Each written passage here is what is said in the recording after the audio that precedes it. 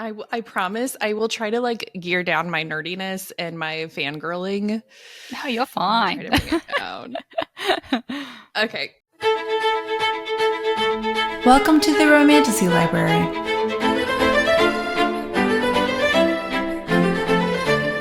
Hey everyone, welcome to the Romantasy Library. I am your host, Kate Perkins, and today, you guys, I can't even. Today, I'm interviewing internationally best-selling epic fantasy romance author Sarah A. Parker.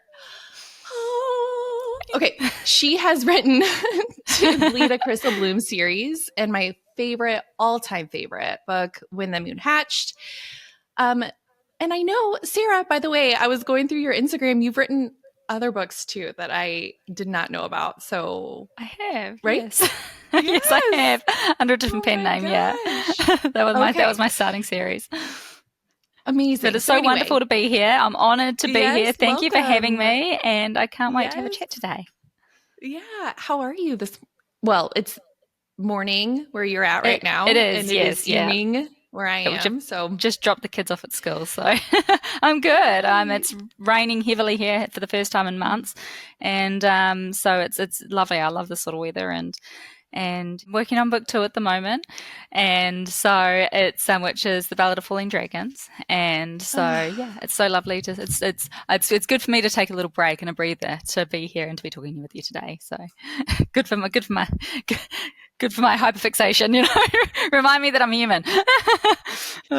I can only imagine what that would feel like writing these books that you have written, because they are so complex you have to be so immersed in the story. I would have to, I mean, I could imagine in order to write what you have written, but no, 100%. Yeah. I have to completely cut myself off from the rest of the world. So I go through this stage especially when I'm doing my first draft, where I sort of turn into very much a hermit, and I become terrible at communication, and I stop reading as well, other things, because I just have to stay in my characters' heads. And I mean, when I worked on Snap Silver Stem, which is the second book of my Crystal Bloom series, I didn't leave the house for 3 months straight. Literally, Really? I was working 17 hours straight. I was sleeping on the couch. My husband would just come out of the bedroom, go and get me refreshments, and then off he'd go to work, and then his mum would come in and look after the kids and stuff. And I was just a blob on the couch for 3 months straight. I remember leaving the house after I finished and uploaded 2 days afterwards because I needed some rest, and I just felt like an alien. I felt like I just didn't understand the world anymore. It was really very strange. So yeah, I definitely sort of bunker myself down when I'm writing these stories. That is incredible. And having the support, I mean, it sounds like you have a very supportive family to be able to do that and take the time to hunker down and be in your worlds, which I wouldn't mind living in your worlds. So take me with you. I would love that. So, and you said earlier that your kiddos are at school right now. How old are your kids? Yeah, so William's 10. He turns 11 soon. Indiana is 9, yes. And Arabella is 7. She turns 8 soon. So they're very close in age. There's 18 months between each of them. It was wild there for a while, as you can imagine. I can't. So my husband has 2 kiddos from a previous marriage, and we have them full time. So we have an almost 18-year-old, a 13-year-old, and then we've got our kiddo, and she's 3.5. So I can't imagine having kiddos that close in age. Were you writing during that time? I was working on a kids' clothing business and my own little sort of home business, and so I was doing that. So I was sewing. I'm always busy with something, but I was sewing. At that stage, about 17 hours a day, and breastfeeding as well at the same time while I was sewing. It was quite wild. But then when my youngest was about 10 months old, I sort of said to my husband, "Look, I was at this sort of strange point where my designs were getting ripped off and sold on Alibaba and stuff, and same even with my design pictures and everything, they were all being, and pictures of my kids, outfitting my clothes. And so it was like, either I, sort of go abroad and get these made at a more reasonable price so I can battle with these, being ripped off and sold at a much cheaper price, or I pivot. And I'd always had these stories in my head.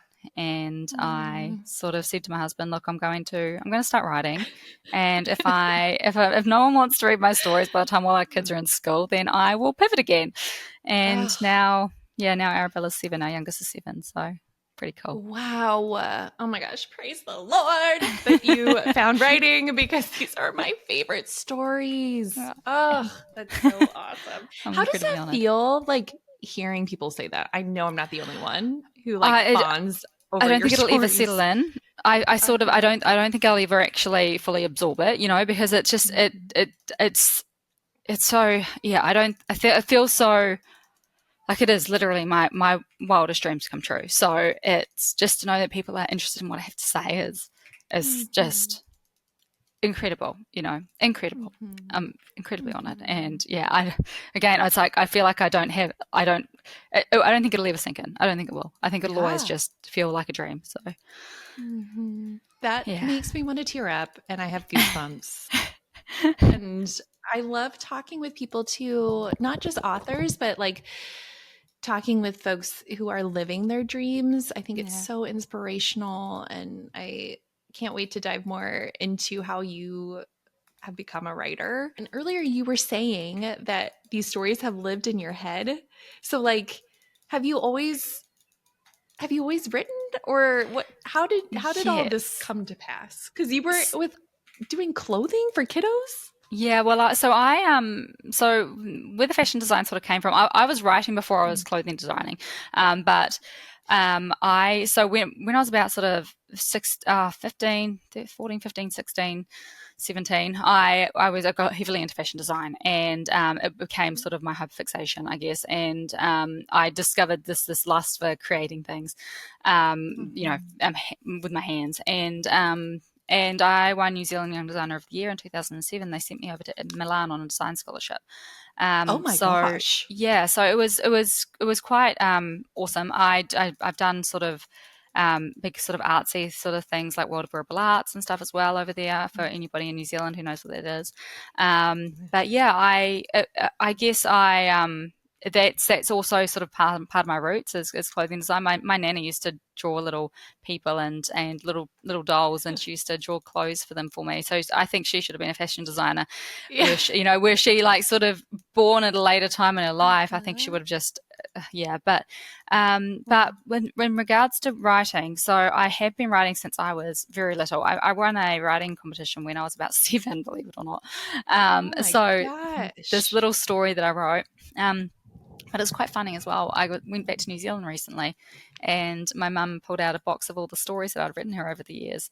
And it's like, I'm the same in so many ways now as I was back then. These quirky little stories, and like they'd have you guessing all the way through, and then you wouldn't realize until, like, for instance, at the end that this person that has been narrating the story was actually a chicken.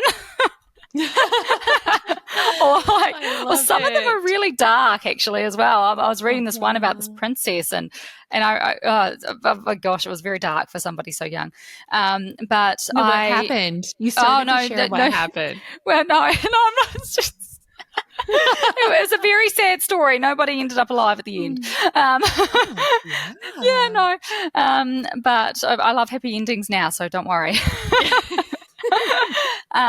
But yeah, I think one of them I've left her on a cliffhanger for the past, for since I was like 8. So look, still me. I mean, let's be real, you were queen of the cliffies. I feel like with Moon though, I don't know, correct me if I'm wrong, but I feel like it's not quite as bad as I guess say some of the others from my Crystal Bloom series. When I found your series, I think I stumbled on, I don't even remember how I found out about When the Moon Hatched. I think like maybe in December I saw that it was releasing in, was it January or February? Yeah, January. Yeah, 13th, and I was like, okay, this looks really interesting. Maybe Jennifer Armentrout posted about it. I don't even know, maybe. But anyway, I read it and I fell in love. And then I was like, okay, I have to read other stories by this author. And thank goodness, though, to Bleed the Crystal Bloom. And by the way, for folks on YouTube, you can see the covers. Absolutely stunning. But but yeah, thank goodness there were already 3 of these bad boys out. So like I didn't have to wait. Yeah, it's good you got onto them when you did too, because those who were left hanging on book two's cliffhanger for like a year, I felt so. It's about 8 months. I felt so bad. It was a brutal one. But that's, I mean, the drama of these books, and it sounds like even as a child you've had all the feels too, and like you're able to incorporate that into your stories, because I mean the emotional depth of these stories really, I mean, I feel all of the feels when I'm reading your books. So anyway. I feel all of them when I'm writing them. I'm shocking actually. I always like try to tuck myself away into a corner, because otherwise my husband, he works right next to me, and otherwise he's sitting there watching me cry. I just I'm like a real private crier, so I'm snot's like coming down your nose, and you're like, yeah, no, I'm like, don't look at me. Oh, God. It's happening. Yeah. Did you have those moments when you wrote When the Moon Hatched? I had a lot of those moments with Moon. Stunning. Yeah. Oh, yeah. My gosh. I think because I took a break, sort of about, I think we were on the plains, and round about that part of the story when I decided, okay, I need to get all these diary entries down now. So I spent about a week and a half or so writing all the diary entries.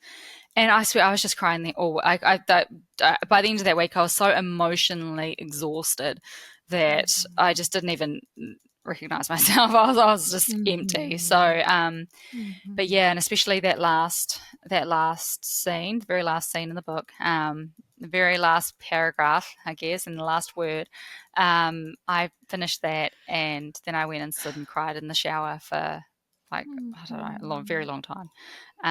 And then every time I would do my read throughs and get to that same part, I would do the same, because it just wrecked me. So, yeah, and I have cried a lot while writing the second book too. So buckle up. Oh my gosh. I am buckled and I'm ready for the ride. I know it's going to be bumpy and it's going to be up and down, but yeah, lots of ups, lots of downs. And those journal entries that you're referencing in When the Moon Hatched, gosh, I don't want to give any spoilers, but some of those were just so tender. Yeah. And like with some of the family relational dynamics too. I'd actually pre-shaped all that lore and all the history and everything beforehand. I spent a month sort of just getting everything down onto a document before I even sat down to write the first chapter. So and then I didn't look at that, but I knew all that was. I knew everything then. So I was like, okay, that's it. I've got it there. There's my, like, I don't know, it's 35 or 40,000 words or something, word document with everything in it. And so when I was like, those diary entries were just, I knew that I had to get this other timeline out, and I had to do it in a way that, we felt like we were there. And so actually getting those out, it was like almost releasing it out of me. And yeah, I kind of almost felt like somebody else was writing them through me. It was wild. Probably one of my favorite. What a wild experience. Writing, yeah, writing that story. Have you felt that way before? Like that piece of someone else kind of writing through you? That's really interesting. I felt that way, honestly, kind of with the entire book. With this one, so it's huge, right? It's 170, 2,000 words or something, and she's big, and I wrote that first draft in 6 weeks, and yeah. So it just poured out of me. And I was about to say, it sounds like it poured out of you. I've never written a book that fast before. It was so strange, and it felt, and it wasn't hard either. I mean, so I guess with the Crystal Bloom series, it's quite I've really got to battle those books out, because I'm digging into a part of me that's quite hard to bring up. So I think with those, STEAM, for instance, took me, I think, 13 months, and I was still a pinch to the end. Like, I barely got that uploaded in time. Whereas Moon, it was like I was working, during the school hours basically, and then after school I'd be going to take dog for a walk, I'd be cooking dinner, I'd be relaxing in the evening watching a show. Like, that was so relaxed, and it just felt like again, it was just being written through me. It was really quite incredible. So just a lovely, beautiful, I guess, birthing experience. Yeah. How do you make sense of that one series feels like you have to dig really deep to a part of you that's difficult to bring up versus When the Moon Hatched, where it sounds like it was a lot more relaxed and it poured through you? Like, how do you make sense of that? I don't know. I don't try to, I guess. I think sometimes I think a story just is like it's there, it's right there. It's sometimes they just, it's the same with chapters. Like some chapters are harder than others. Some chapters just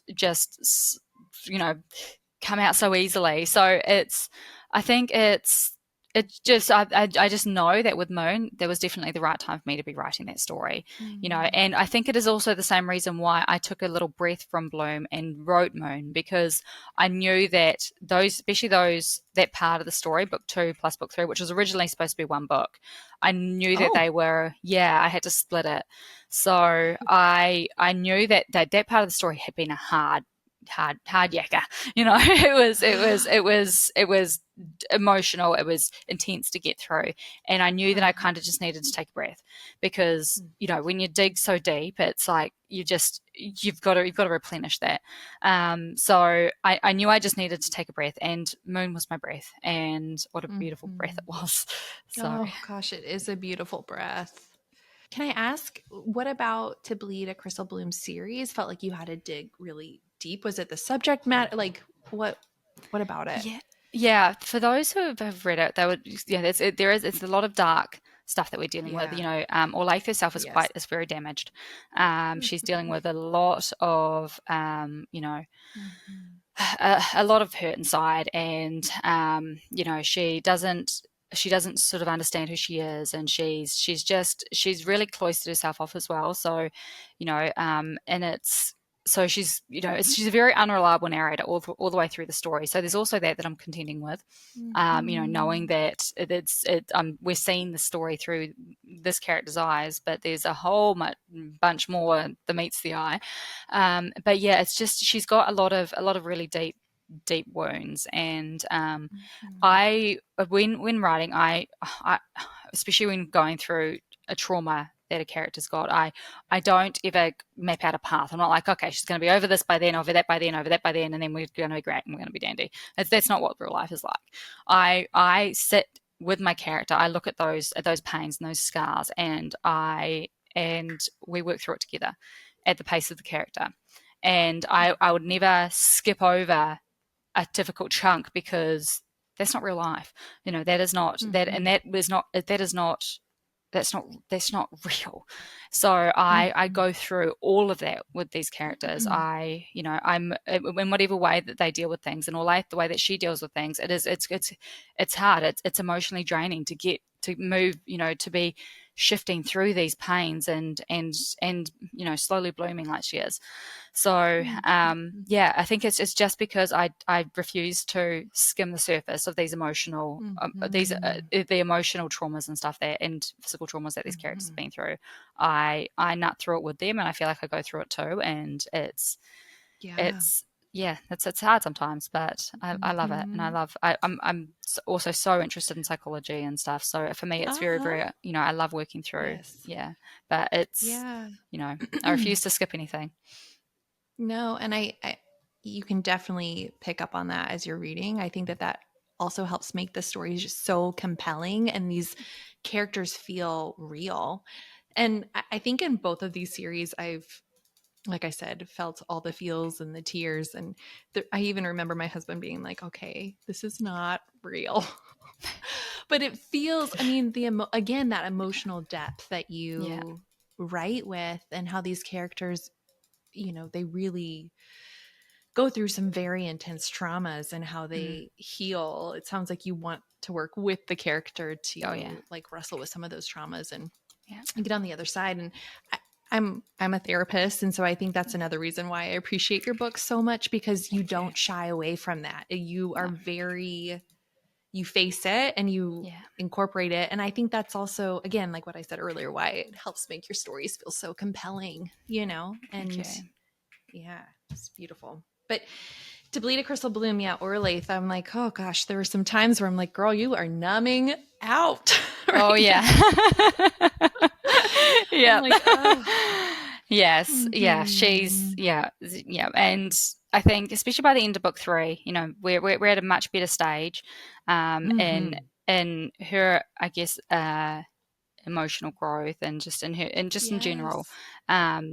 And so I'm just like the rest of the story is like the stuff that I've been most excited about writing in this series. So I'm just really excited to get there and to, you know, share the rest of her story with the world. I think, you know, I'm just it's gonna be a fantastic journey. So and the character arcs in these stories are fantastic. So when I know right now you're working on book 2 for When the Moon Hatched. Do you have a tentative idea, or I don't know, for To Bleed a Crystal Bloom, when you're going to be working on the 4th novel? So I've done some work on it already, but I need to get the first draft of Moonfall 2 to my publishers quite early because that's now Trad Pub, so it's sort of a different process. You've got to get them, you know, to them quite early. So, but that means that with Crystal Bloom, I had to kind of tuck that to the side a little bit and so I can get to the end of this draft and then move on to that, and it will publish before Moonfall 2. So because it's indie published, so as soon as I'm done, it's good to go. Whereas as soon as I'm done with Moonfall 2, which will probably be by the end of the year, we've still got another, you know, 11 or so months to go until it'll be so that is so wild. Yeah, the differences between indie publishing and traditional. So congratulations on being Trad Pub. How does that feel?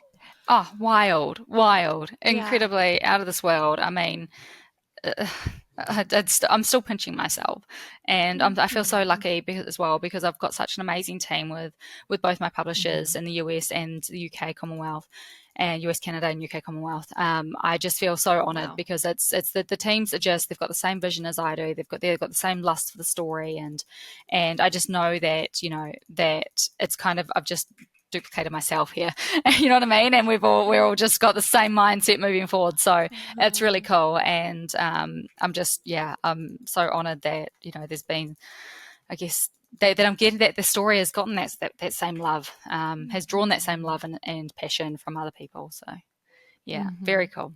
Hey guys, and now time for another ad. Welcome to Callie and Maddie Designs, where fantasy meets fashion. Callie is the owner and designer, creating wearable merch inspired by our favorite fantasy books and beloved authors like Sarah J. Maas, K.A. Tucker, Penn Cole, who has been featured on this podcast. I'm so excited about that. Sarah A. Parker, who will also be on this podcast. I cannot wait, and Kara Douglas, and so many more. Every design is officially licensed by the authors, and Callie even works directly with them on designs for officially licensed designs, which I think is a really big deal. All of Callie's designs come from a pure book loving mind, as she only designs for books that she feels passionately about. Guys, her designs are so cute. I have a couple shirts coming in for the Fate and Flame series by K.A. Tucker. I cannot wait. And I also have a Sarah A. Parker shirt coming in, which I cannot wait to wear and show off. If you guys are interested in checking out her website, you can use my code Romantasy10 to purchase something for 10% off, whatever you like. All of her designs are super cute. I highly recommend. It's Callie and Maddie Designs. She's on Instagram, and you can find all of her info there. Thanks, guys, and now back to the show. Could you share some of your publishing process?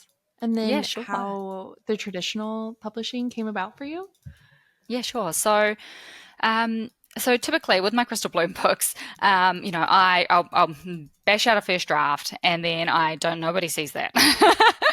That's rough as guts. But actually, sorry, back a step. Usually I'll get down all my dialogue and all my cues. So I visualize the entire story. I'll do it a couple of times before I put down, you know, so that's my shape. And it's literally just dialogue and scene cues. So I'm a big planner. I don't pants. I plan right down to the, it's down to the, no, you're not wanting to miss any of those details. And then especially with feel like the emotional depth too that these characters go through with all the trauma, I'm sure it's also like wanting to make sure that you're doing those characters justice and getting all of it. Anyway, I can imagine how the plotting could help with all of that. Well, I think also when you've got a basic sketch there as well, you can look at it and go, okay, well, hang on, that's, you can look at it as a broad and go, oh, no, that's not going to be hitting that further down the line. You know what I mean? So I like to it's a preparation. Preparation for me is key, and so it just helps me when I'm trying to juggle so much, getting so much, I guess as well, Easter eggs and stuff throughout the story. It allows me to really, dig deep. So, I sketch out that plan and then I go through, I do a first draft, it's very rough. And then I go through, I do a second draft and then I start feeding it to my alpha readers. They will give me feedback. At that stage, I'm very open to huge rewrites. So we'll see how it goes. And then I might have to rewrite big, huge chapters and big, huge chunks of the book, and that's fine. Go through that, then I start feeding those.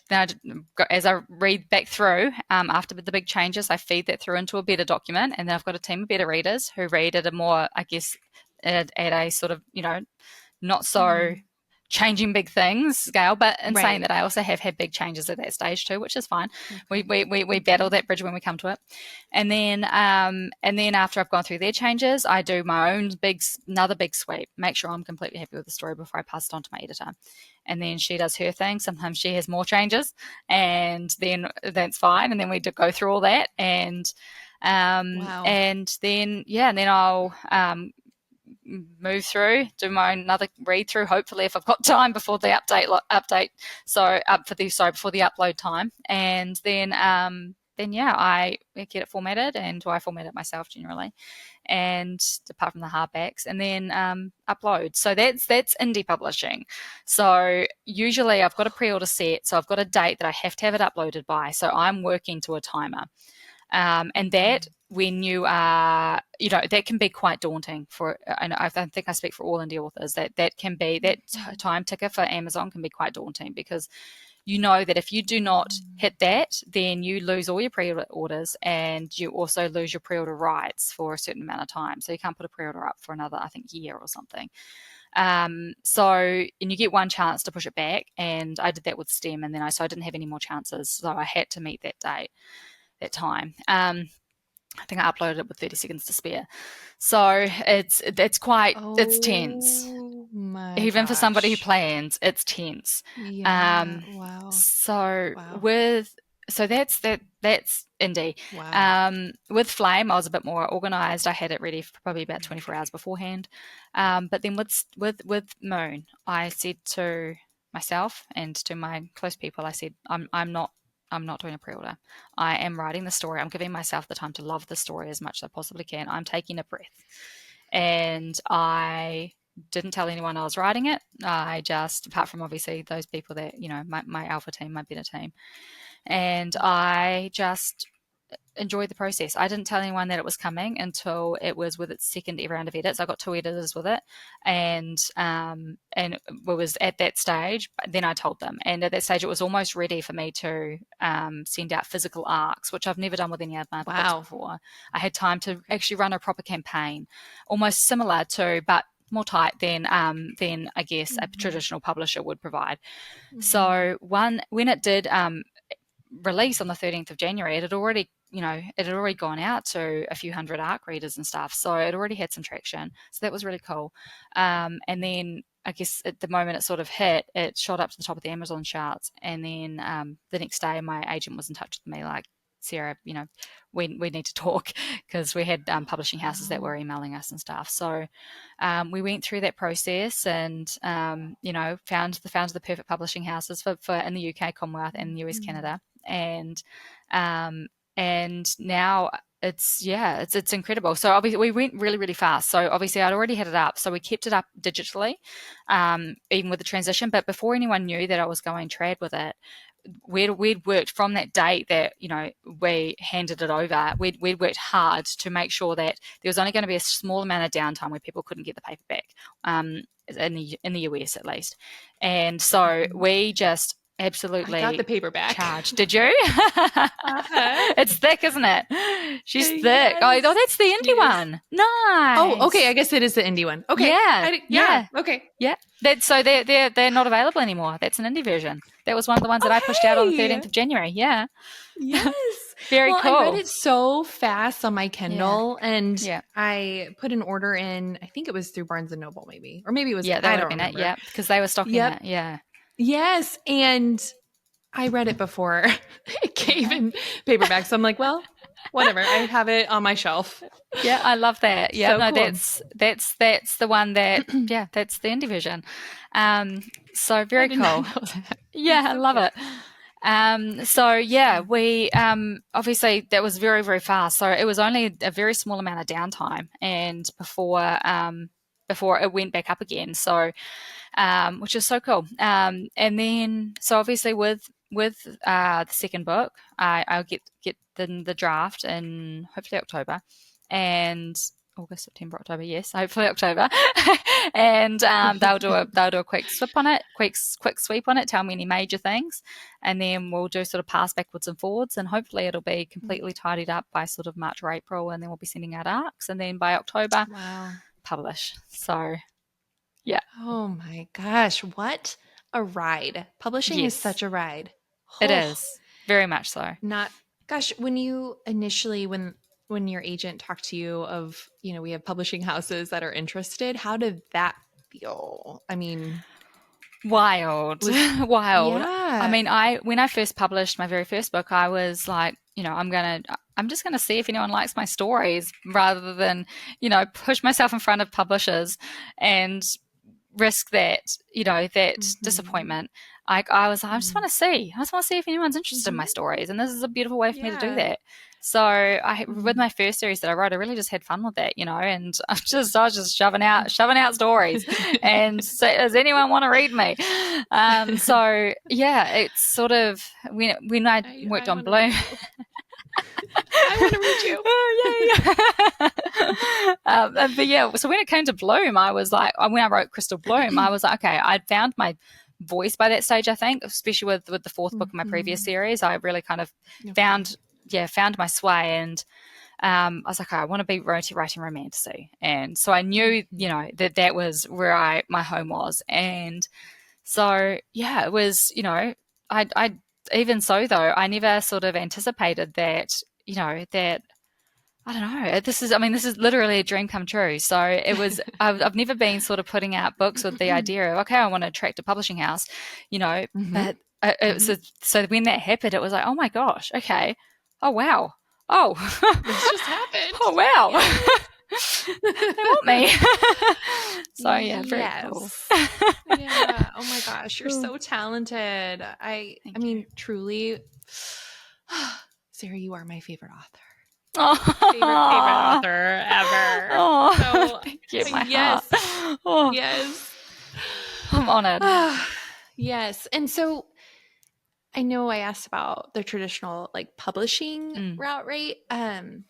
When you initially went that, I don't know, with When the Moon Hatched, were you nervous at all about things changing? I mean, it's not like when you go traditionally published, you give all control to somebody else, right? Like you still have control. Oh, absolutely. Yeah. No, okay. I don't know. No, it's fantastic. I mean, I can't speak for everybody because obviously I just know my situation, but I've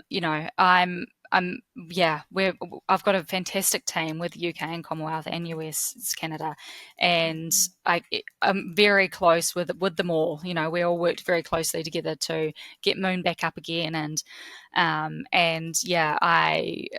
there's no pushiness or anything. We're all just working together, and I'm still at the same cover designer working on book 2, and cool. I'm still at the same illustrator doing the illustrations in book 2. So and I'm dealing with her for that, and so I was even asked as well, like with the editing process, how do I want to do this? How do I want to do this? So cool.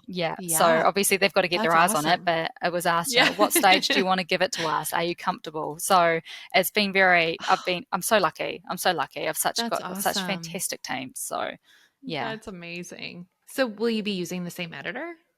Yeah, well, I've got her actually doing she's alpha reading it at the moment, and then she is going to be reading it at each stage. So she's actually, to be honest, is somewhat more involved than she was previously. But then it will also go to my US, Canada, and UK Commonwealth editors, and because they're both from HarperCollins, they will be working together, and they will give me any shared notes. And then I'll have my editor read over it again afterwards as well. So we're all just, it's like it takes a village to raise a book. We're all just meshing together. It's great. Yeah. Man, she's a lucky duck to have access to the fact that she's like editing right now. She's the only one in the alpha doc, so she's the only one that's read it so far. Yeah, I wonder what that's like too, because she can't say anything. And you can't you can't say anything. She's a wonderful friend of mine as well, so it's lovely. Yeah. Oh, cool. Yeah. Very cool. I'm so excited. I'm going to be getting the Fairyloot version. Oh, isn't it beautiful? It looks stunning. Some people, I've started to see some posts on Instagram. Do you have it there? Can we see it? I do actually. Yes, hang on. Sorry. When I opened this up, did you cry? I was so overwhelmed. So there's the edges. Oh my gosh. There's the top. Sarah, stop. Bottom. Hang on.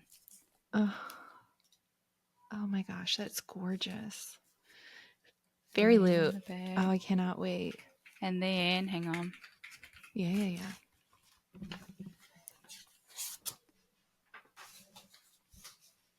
Hang on. Nothing like Sarah Parker sharing her Fairyloot book with the world right now. Well, I don't know whoever's listening to this. That's gorgeous. They've got like this ombre effect as well on the front here. So it's like purple down here, and then it's blue up here. It's so beautiful. And then so pretty. Yes. And then, gorgeous. So there's foil on the end pages too. Oh yeah. I'm a sucker for foil. Me too. Yes. I've never seen that before either myself. So it's gorgeous. I haven't either. They've still got the same sort of formatting throughout it and stuff. So yeah. Yes. I love all of the details in the art. I mean, me too. It's so stunning. Who did that for you? Well, it was done through my publisher because they were the one that they worked with Fairyloot, so they for the UK Commonwealth. So there was Harper Voyager. So, but it was obviously I got a say in the art and stuff. So it was all passed to me. I approve everything and whatnot, and have my voice on it. But that was Bluey Boo. And the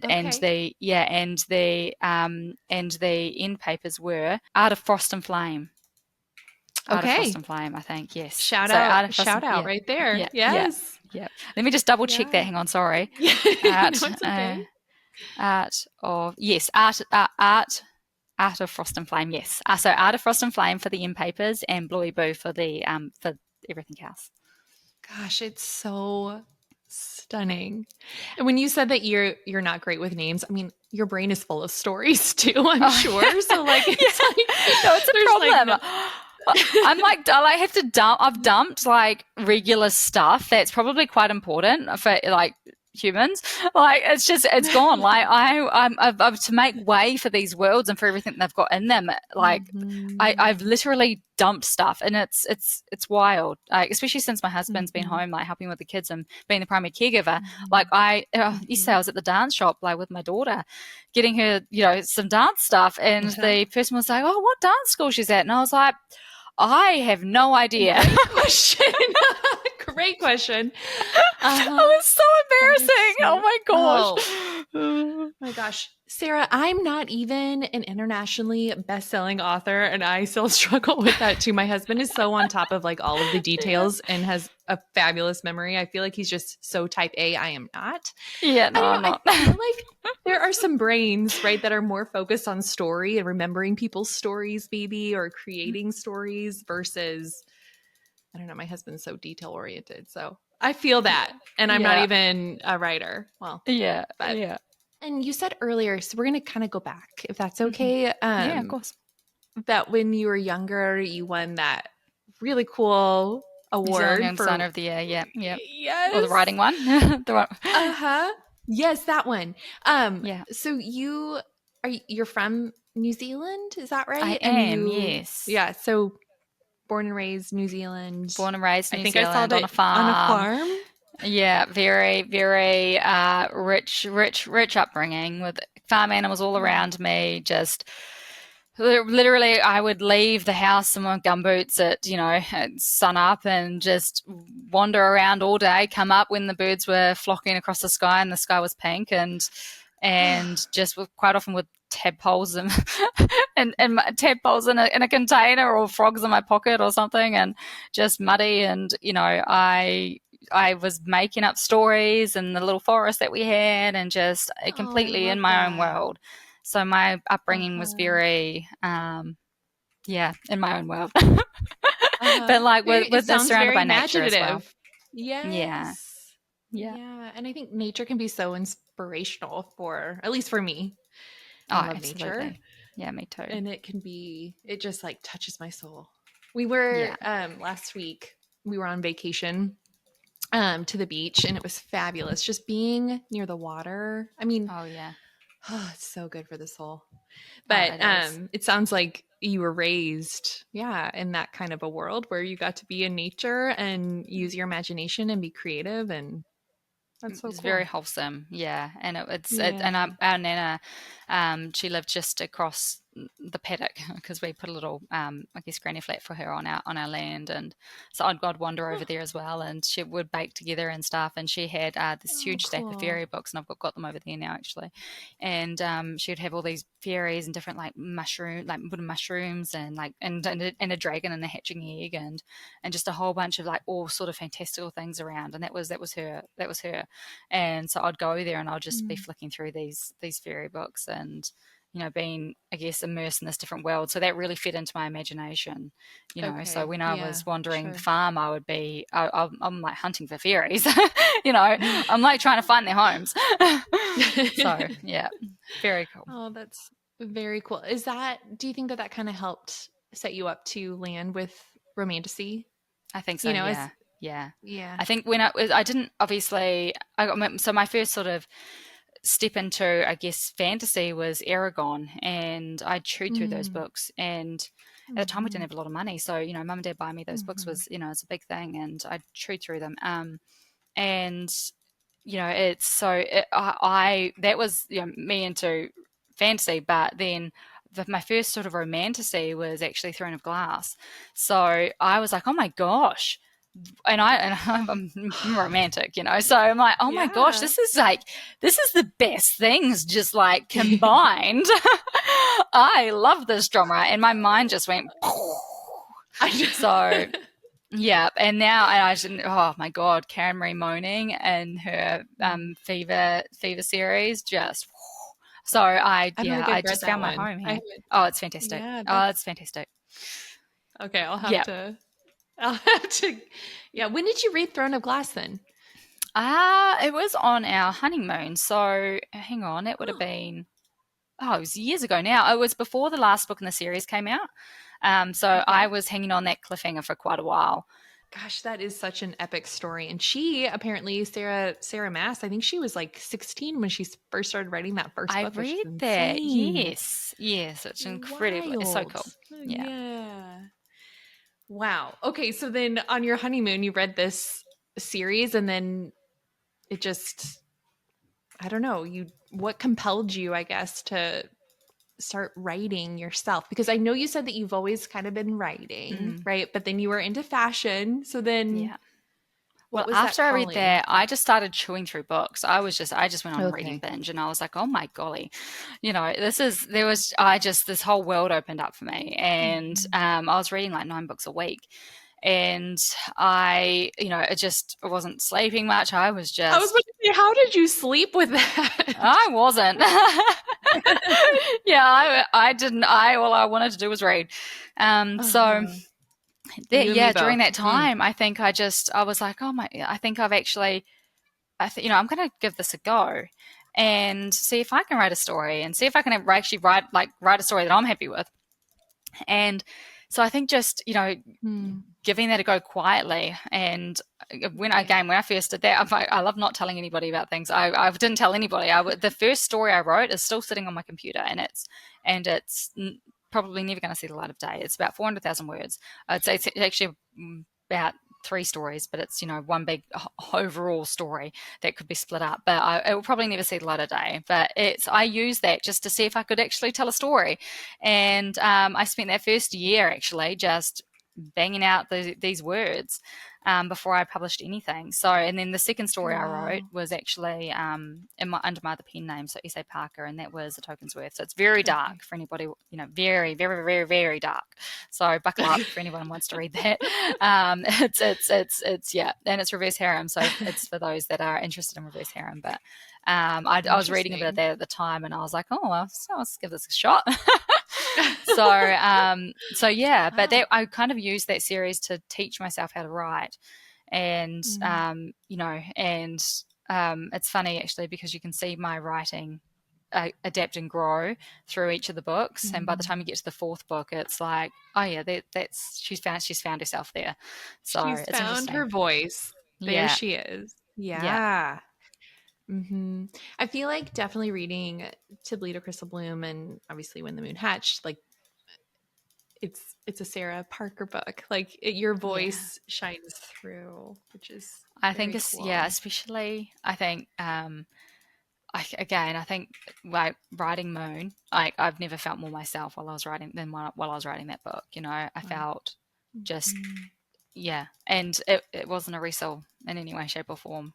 It just poured out of me. So I know there are reasons that I've struggled with Moon and with Bloom in the past is because I've been battling through those those traumas and stuff with all life.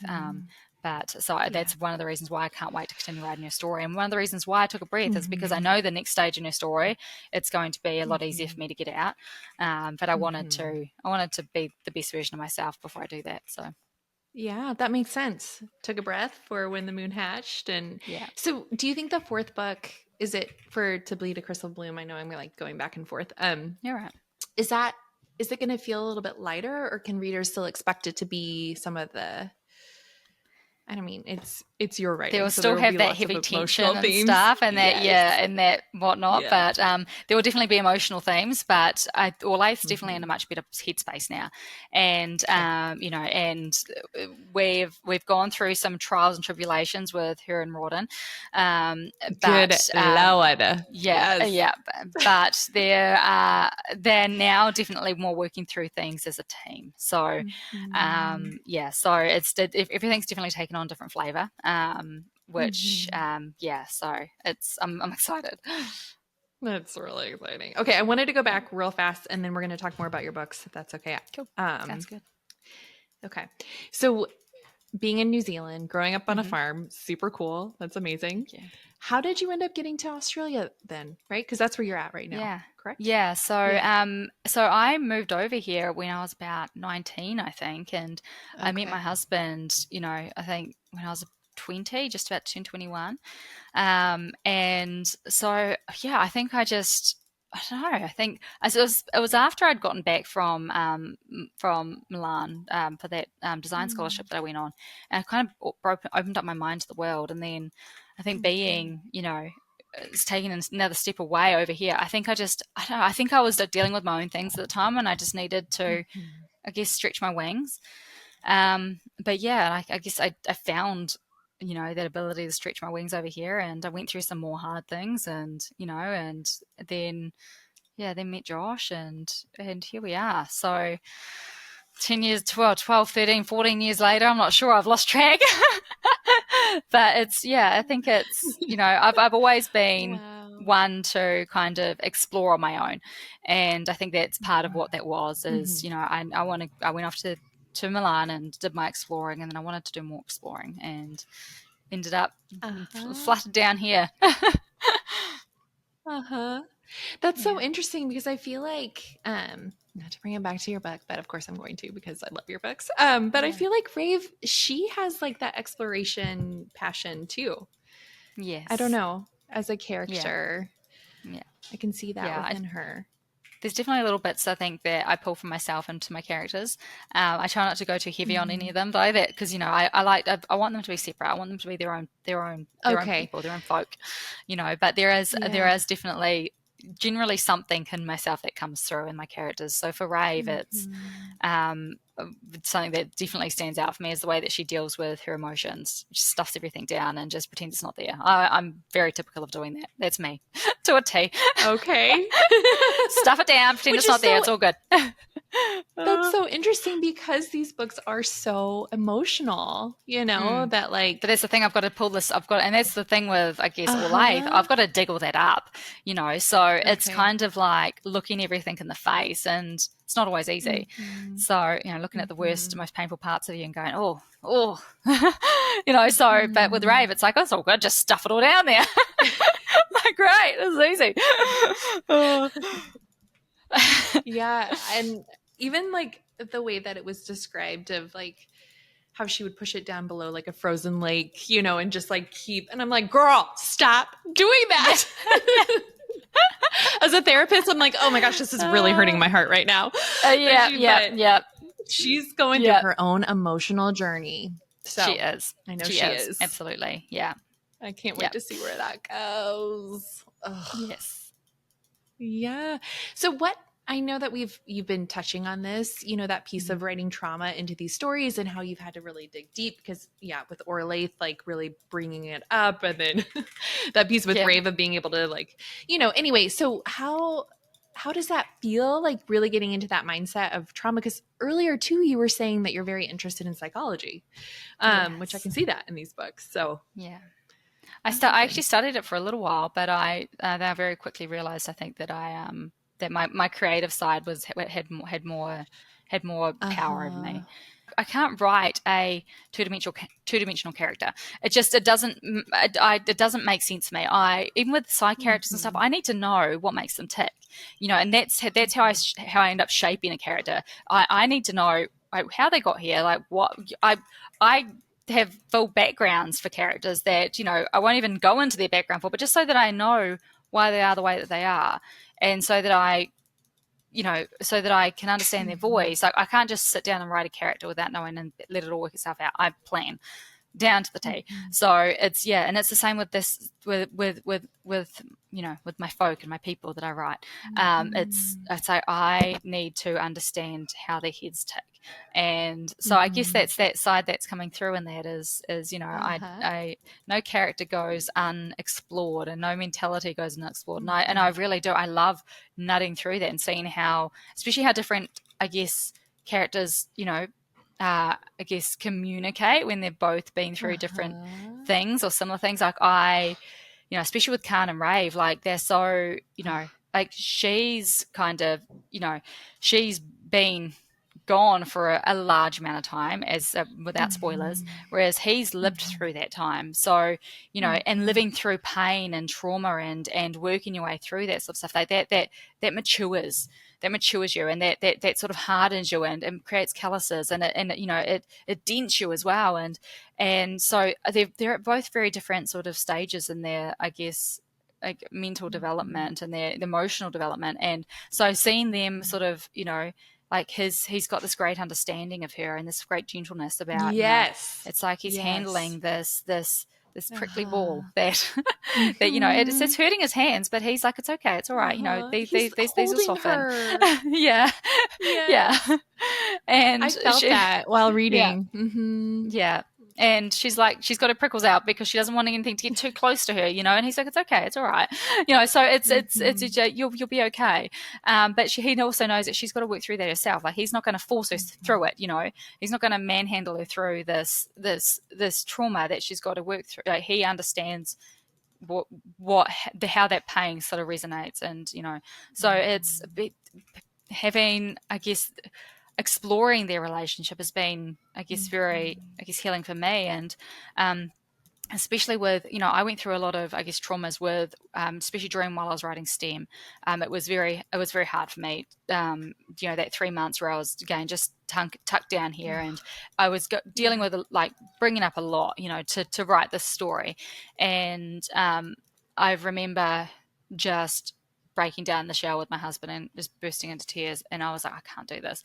And he said, all right, I've got this. Like, I will, he brought in his mum.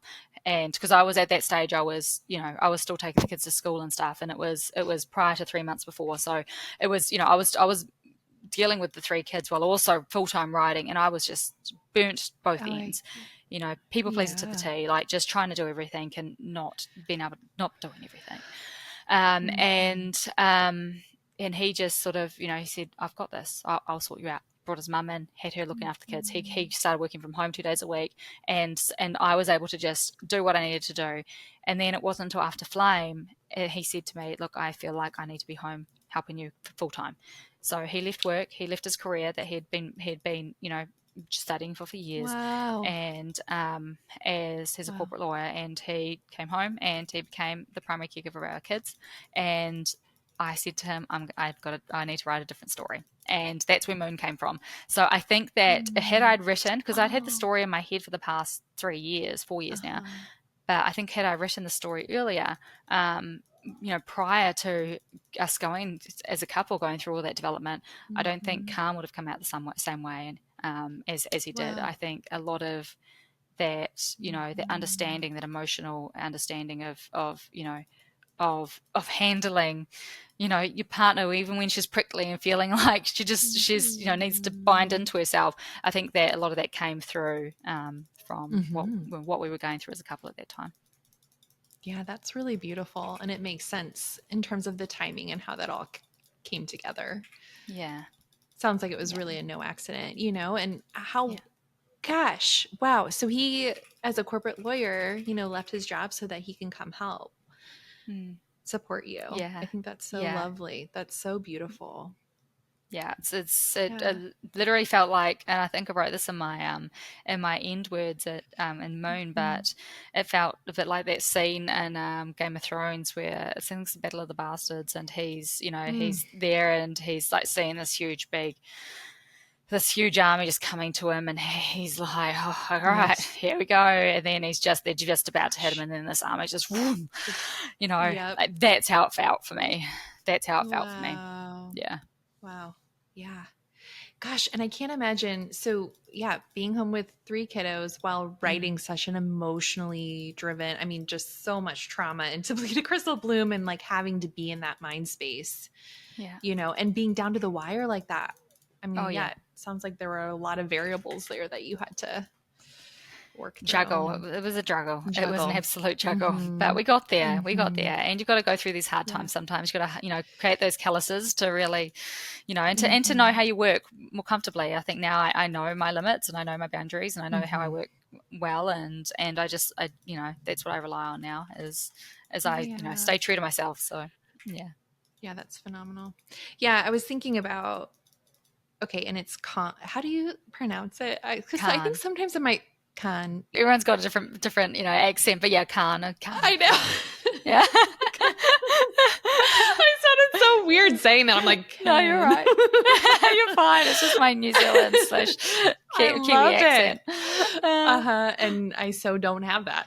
But anyway, that relational dynamic between him and Rave, and how I like just so picked up on that of like how like, I can see that imagery of like him cushioning her, and not being aggressive or like forcing her to see whatever, and meeting her where she's at, which I think is so beautiful. Yeah.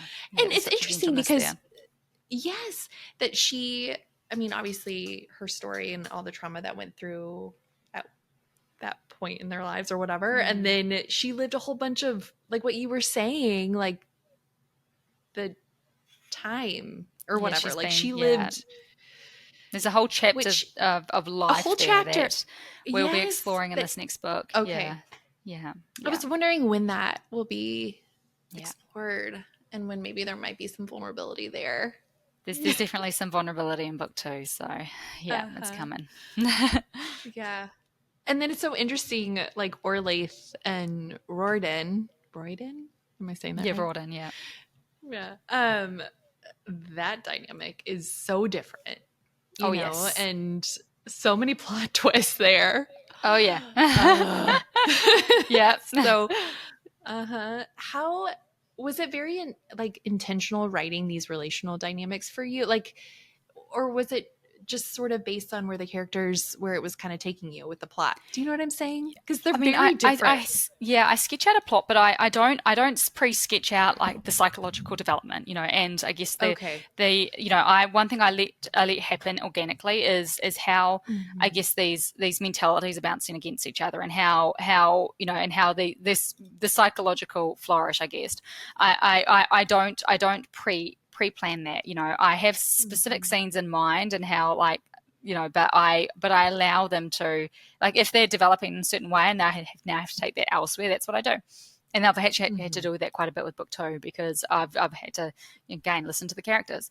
So yeah, I definitely again it's very much just listening to the characters. I plan to the point I plan as much as I can, but then I've also got to be open to shifting because again it's if my character's telling me that they need something different, then I have to listen to them. I can't go, well, no, I'm very much, I kneel to them as opposed to the other way around. Yeah. No, that makes a ton of sense. And I know that we've talked about this several times, but the piece of trauma for these characters and how they've shaped them and how it's important to you to understand where the characters have been, where they're going, their motivations. And did you have to do any research into the psychology behind trauma? I was just curious. No. Or did it just feel natural? You were just I'm going to get into this headspace. Yeah. Oh my gosh. Yeah.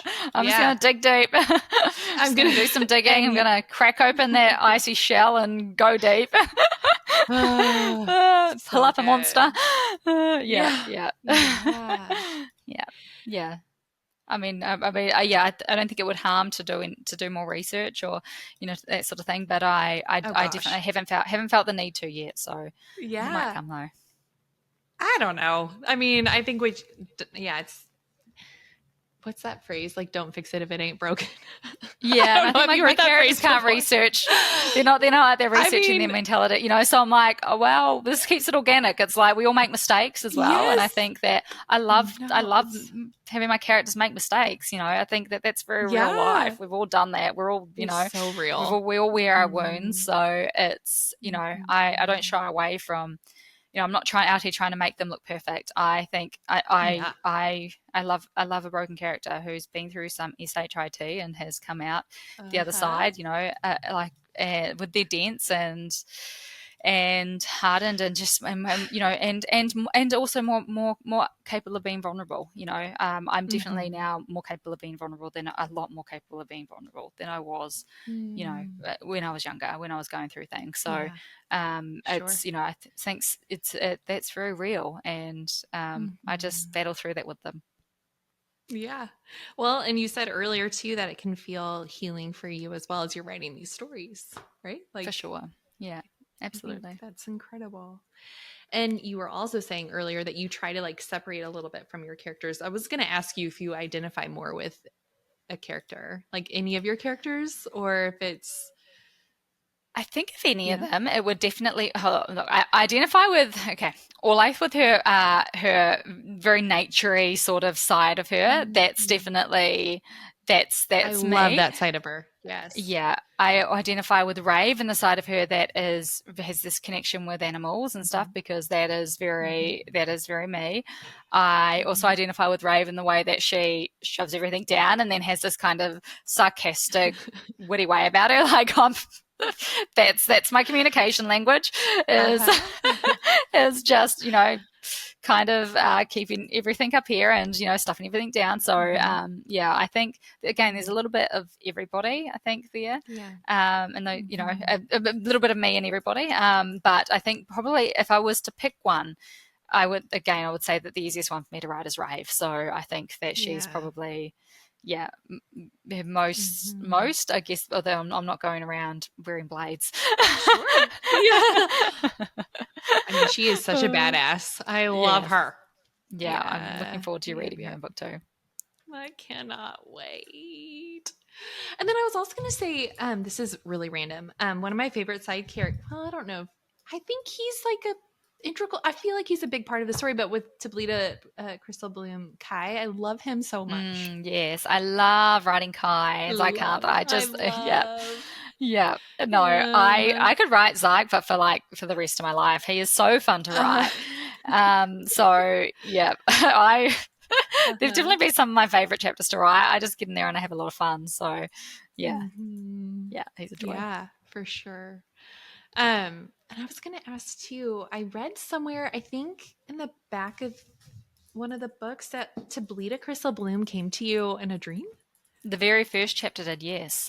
So Oh my gosh. I woke up and I was like, oh my golly. And I just started jotting down ideas. And I think, cool.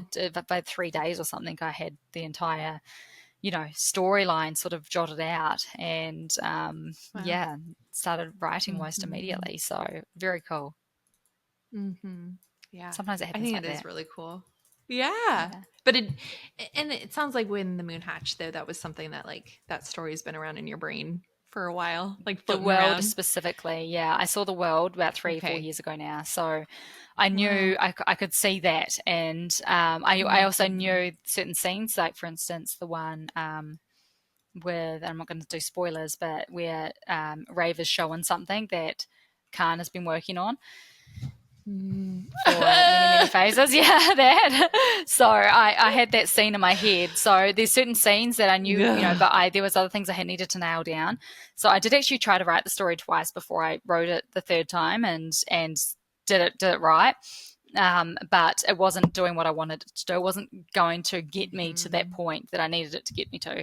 So I scrapped about 35,000 word drafts. So but that's right. Sometimes you got to write it wrong to write it right. Yeah. Oh my gosh. So family dynamics growing up, being raised on a farm and having, living in your imagination and having all these stories in your mind. Did you actually write them down then?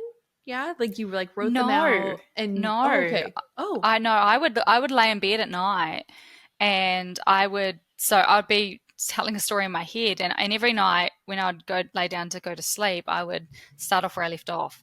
So I would sort of tell myself a bedtime story that I was making up in my head every night, and I still do it to this day. Every night I go to bed and I'm going through a story in my head. So yeah, but now I write some of them. Not all of them. Some of them just sit in my head, but yeah, that's kind of how I get to sleep at night. Oh my gosh. Which is funny. So funny. And did you talk to your parents, your family? I mean, did they know that you had this rich imaginative world in your brain? Did they know this about you? Imagination is kind of thick in the family. My mum is very, very creative and she's got a very rich imagination. My nana is very creative and had a very rich imagination. And it's kind of, there's this very thick vein of it that I think one of the reasons why myself and my nana had such this beautiful bond, and and why I think even just talking about my nana hurts is because a lot of who I am came from her, and and was fed down through my mum to me, and I feel it feels very like generation. It's got generations of creativity has been poured into that, and so yeah, they knew that I was creative. I draw, I paint, I do all sorts of things, and so it's sort of anything creative I pick up, I'm away with it. I love creativity in general. It's like it's my language. If there's three things I need in this world, it's creativity is the one thing. And the interesting that's the main thing. So that would be a bit of sunshine here and there probably, which I don't always get because I'm usually tucked away at the moment. But can't really think of a third one. Oh, family, of course. of course. But I think this, it's interesting because with all the creative things that I've done over my life, and there's been a lot, all sorts of creative things. Writing is the only one that has completely satisfied that need that I have, that itch that itches at me if I'm not doing something creative. Like writing is the only thing that has kept that itch away completely. So I don't have an itch to craft. I don't have an itch to sit down and paint. I don't have an itch to to do anything else. Writing gives me everything I need, and that is, I think, how I knew when I actually said, I'm going to try this. That's how I knew it was right, because there was no pull anywhere. My head wasn't being turned anywhere towards my craft station or anything else. It was like, this is it. Yeah. This is it. I found my space. Yeah. Yeah, that's beautiful. I think it's interesting too. Earlier, you were saying that, in childhood, having this rich imaginative world or whatever, and having all of these stories in your mind, that I think it's really powerful asking yourself like what your dream was, in childhood, and you're living out that dream as an adult. I don't know. I just think that that's really interesting too, with personality development and all the things. But I think that's really fascinating. Yeah, I think I was always supposed to do something that was kind of isolate. I think I've lived, again, a lot of everything has been in my own head, growing up, and so it's kind of makes a lot of sense that I've tried other things that involve being around a lot more people and stuff, but this is very much me, and it's I think it was just always meant to be. I think everything was just slowly working its way towards this. So that's so cool.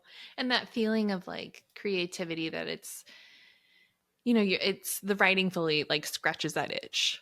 I can feel that. Yeah, that's amazing. Yeah. Do you have brothers or sisters growing up? Yes, I've got an older brother, and I've also got two younger brothers. So my older brother is 3 years older than me, and then mum and dad went back for 2 more and had my younger brother 10 years younger, and then my other younger brother's like 12, almost 13 years younger. So yeah. Oh my word. Yeah, so I'm the only girl, and surrounded by boys.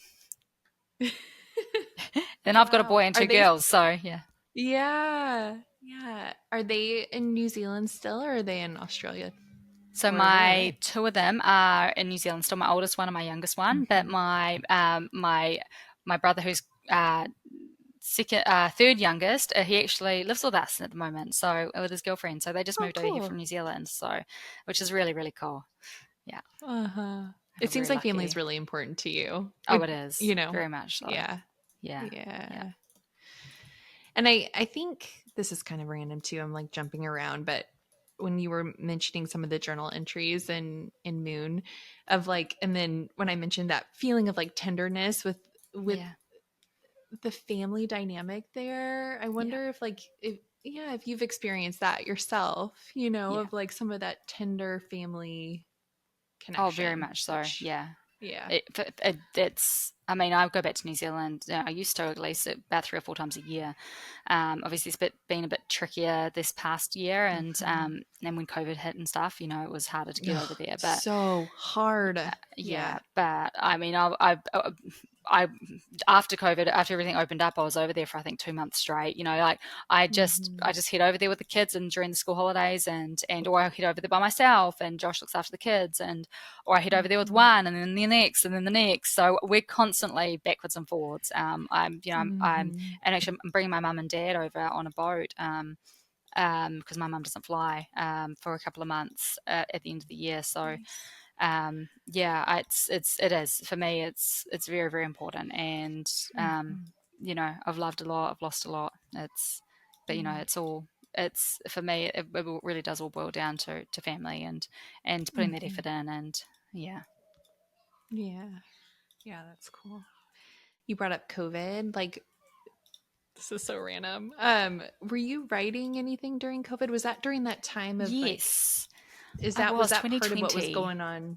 I think I was writing Bloom at that time. Okay. I think, yeah. It was STEM. I was about to ask you if it was that book. I think it was STEM.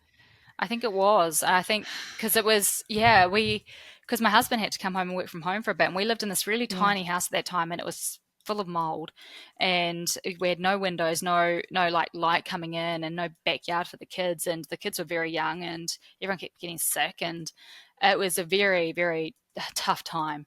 Like we were all very closed in and trying to thrive despite it, and it was rough, and it was kind of just after COVID that we brought our home, and then we've got a huge big park just across the road, and the kids, nice. it was like giving them a breath to help them flutter from the nest, and now they've just got all the space, and we're all just, and that again here is where where Moon came from. So it's I think that was a tough time for everybody, wasn't it? It was rough. Yeah, it was so rough. I didn't know if that was another layer that you were talking about with To Snap a Silver Stem, with that piece where it was like so healing for you too, of like, of, I don't know, just like that kind of that breakdown a little bit of like, oh my gosh, I don't know if I can get all of this done with like having 3 kids at home or whatever. I didn't know if that was during COVID. I think it definitely fed into it, because I originally I was like, oh, I'm going to get this done in 6 months.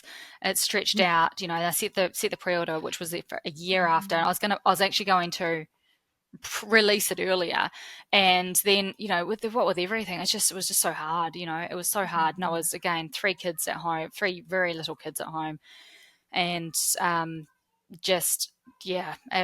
and I was in this very small space that wasn't very conducive to creativity, and my working space was actually in the lounge, so it was it was all very tight and dark, and so I think then that time just stretched out, and I was working nonstop, but it just wasn't coming out of me smoothly, so a little bit slower process. Sarah, I was wondering if we could do like a rapid fire. Like some I'm not very rapid, but we'll see how we go. It's okay. I'm not very rapid either. Okay. Are you in the headspace? You ready? Yes. I'll try. Okay. So, Rorden or Khan? I cannot say. Oh, ouch. Oh, no. Told you I'm not rapid. No, it's okay. Don't be for rapid. me currently in my current headspace, how I am right now, Khan. Okay. Yeah. Favorite side character? Oh, Kai. Yeah. Zykanth, yeah. Kai, so good. Okay, and then which dragon do you feel like you would like? Moonfall. Yeah. Okay. Yeah, that makes sense. I'm a Moonfall girly. Me too. I'm assuming. Okay, so Eluin or Orlaith? Eluin. Okay. And then which power would you choose? Ignos, Claude, Boulder, Rain? Oh, that is hard. Because I think Claude is just so fun and spicy, and I love her. But Rain is like, she's got some power there. Oh God, look, I'm gonna go with the with the one that doesn't make me have to dig deep, because Rain is very, you got to dig deep, and I'm very, so I'm gonna go Claude, because that's just on point with my character. I love it. Okay, and which world would you want to live in? Like between, because I haven't read that first series, but between To Bleed a Crystal Bloom or When the Moon Hatched world, definitely. Yeah. I think I want my own moon plume. Let me in there. Yes. And I'm sure with all the writing that you've been doing, it might be hard to have read, but any favorite reads so far this year? Oh, I haven't been reading it all this year. Okay. But my recent favorite series was the Karamari Moaning series, the Fever series. So I was reading the last book in that series. I haven't actually finished it. I've put it aside because I'm trying to savor it. But so I was reading that towards the start of the year. So that's at least the closest that we've gotten. But no, I you should see my TBR. You should see my physical TBR as well. Like it's frightening actually. Yeah. But I just can't read while I'm working. So while I'm in this world, I need to really keep that space clean. But Yeah, sure. Yeah. Sure. That makes a ton of sense. Yes. Yeah. Okay, coffee or tea? Tea. Green, peppermint tea. Yeah. Yum. Yeah. Okay, if you could be, this is a silly question, a fae, a witch, a vampire, a mermaid, who would you want to be? Fae. Yeah. Definitely a fae, yeah. Yeah, because I mean, fae are all different, you know, like fae can have wings, there's all sorts of fae. Like, it's like, you just, you know, that to me is so broad, and I love, yeah, definitely. That's Easy. Awesome. Yeah. Do you prefer mornings or evenings? Evenings, I think, yeah, because I'm just about to go to sleep. Yes. And I love crawling into bed, but also my brain is actually, it's most active in the evenings. Everything comes a lot easier for me, so I write my best stuff in the evenings. Cool. For that 1 hour of power that I've got after dinner, it's a good hour of power. Yeah, I do. Yeah. Yeah. Well, that was all the rapid fire questions that I had. That was rapider than I thought it was. That was going to be much shorter. But I wanted to ask too before we start to wrap up. Some of the scenes, there are some spicy scenes. How does it feel writing those spicy scenes? I never put spice in for the sake of spice. So for me, it always feels like a natural progression of the relationship. So like, when I get there, I'm like, I'm ready for that to happen, you know, like it's, and I'm like so excited to get in there and write that. Yeah, because it's usually, I love slow burn. So usually it's been building up for a while. So no, it's always, you know, I'm ready for that to happen when that happens. I have to be in a certain headspace for it though, and they do take me longer to write than I guess in other scenes, just because you've got to go to a different sort of headspace for it, and you know, there's a lot you got to think about, and body positions and all sorts of things. So it's you know, you've got to really but no, I love writing those scenes. I'm always, you know, I don't like to shy away from those scenes because I feel like I use them as another layer of developing the emotional connection and and the characters in general. So it's, I think that for the stories that I write, they are important, I feel. But yeah. No, that sounds pretty on brand for you to not shy away from it. Like you really put yourself into the characters. Obviously we've talked about this and the emotional like progression and range, and it makes sense that for you, like it is a progression of the like character arc and development and part of the development of the story. So maybe one last question. Any like future plans that you can share with everyone, or I know we all know book 2 is coming out in October 2025. You were saying a 4th book of Crystal Bloom maybe coming out before then, possibly. Hopefully. Any other projects or anything else? No, well, none that I can talk about.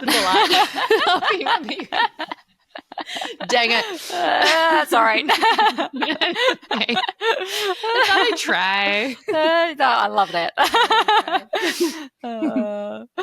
Awesome. Well, this has been so much fun. Thank you so much for taking the time to Absolutely, my pleasure. It's been so fantastic, and it's been a joy, and I really thank you for taking the time to interview me. Yes, any day. Like anytime, Sarah. Like I would love to talk with you. And I will say I feel like that is something that like on Instagram or you're so accessible to readers, and I think that that's so wonderful. Like all my friends, like my Bookstagram friends, they're like, oh my gosh, Sarah Parker is so kind and just so receptive and accessible to us. And I don't know, I just think that's so cool. I feel like, so especially when I'm not deep in my writing cave, I try my best to be as accessible as possible. It's a lot harder when I'm like right now, I feel terrible because I'm so behind in all my messages and everything. And I just can't, if I go in there, I'm in there for hours, you know, responding and whatnot. So at the moment I've got to kind of pull back, and I feel terrible because I want to be there. I want to be accessible. But yeah, but certainly when I've done with the project and I'm breathing again, it's my, I wouldn't be here without you all, literally. Like I would not be here. Literally. Exactly. It's like you all make us, you know, you all literally do. It's there's just no way that I could have continued operating, you know, as the without also being a full-time parent, and doing all that on my own, but without all the support of all my readers, I was able to have Josh here helping me, and that's enabled me to then be writing more stories. And literally, I would not be doing this without you all. So it's the very, very least I can do. Yes. Oh, it's awesome. Well, on behalf of all the readers, thank you so much for being you and for sharing your art with the world and your stories. I'm so thankful that you have shared your stories with the world and not just keeping them in your head or scattering them to the wind. I'm so thankful. Yes. I shall keep doing it. Yes. Actually, I always do this, but can I ask one last question? Yeah. What inspired Nee? N-E-E. Nee just kind of fluttered on into my head. I don't even know. She's just, she's my favorite. Yeah, I love Nee. Yeah. I love Nee. Yeah. You see Nee again in book 2. I was wondering. Yeah, me too. Also, before we wrap up, just shout out. I got this shirt from Callie.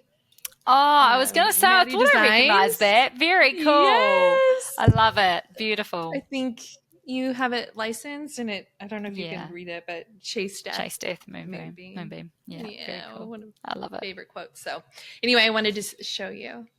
I love it. Yeah. Well, thank you. And everyone, you can find her books at any major book retailer, online, all the places, all the things. We know where to find you. Our listeners know where to find you. I don't need to share this. But obviously you're on Instagram. Are you on TikTok too? I am, but I'm never on there. You just never know what you're going to see, so I just, I certainly don't scroll on there. I do jump on there, especially when I'm not writing. I don't think I've logged on there for about 3 weeks, but I'm here. I'm most easy to find on Instagram. So but if you share a story and you tag me in the story, I'll generally see it. Hopefully. I know. And there have been a couple times, I think early on when I first joined Bookstagram, that world, whatever, I was like, oh my gosh, Sarah A. Parker just shared my story or just responded to me in a message. And then my husband, actually, truly, you are the reason why I started this podcast. My husband was like, gosh. What? I'm not even kidding. He was like, I love that. Why not just start a podcast and interview all your favorite authors? I'm like, can I do that? Well, I'm going to try. I love and that. My big goal was to have you on this. And here you are. That is so cool. That just my heart feels. Love that so much. That is awesome. Yes. Best thing. Made my week. Oh, good. Of course. Well, thank you so much, Sarah. My absolute pleasure. Hey everyone, thank you so much for tuning into this week's episode with Sarah A. Parker. It was a dream come true. It was an honor and a joy to talk with her, and she is the inspiration for this podcast. So thank you so much, Sarah A. Parker, for taking the time to connect. It was phenomenal, and I love talking with her more about her books, her characters, her writing process, all the things. Also seeing the Fairyloot special edition of When the Moon Hatched. Oh my word, I cannot wait to get that. And guys, also learning that To Bleed a Crystal Bloom, the next book, will be released before When the Moon Hatched book 2, coming in October 2025. So we can be on the lookout for that. You guys can find her information. Well, you can find her on Instagram, and you can find all of her books at any major book retailer. You could order it through your indie bookstore or local library or Amazon. So thank you guys so much for being here and for supporting and promoting authors who write fanciful stories that make my heart sing. I hope you enjoyed this episode of the Romantasy Library. There are many more episodes to come with amazing authors, as well as deep dives into various writing processes, general life conversations, some spicy spice, mental health discussions, favorite tropes, and many tangents. If you're feeling generous, please feel free to leave a 5-star rating and review. Thank you so much for being here and for helping celebrate these amazing authors. See you next week.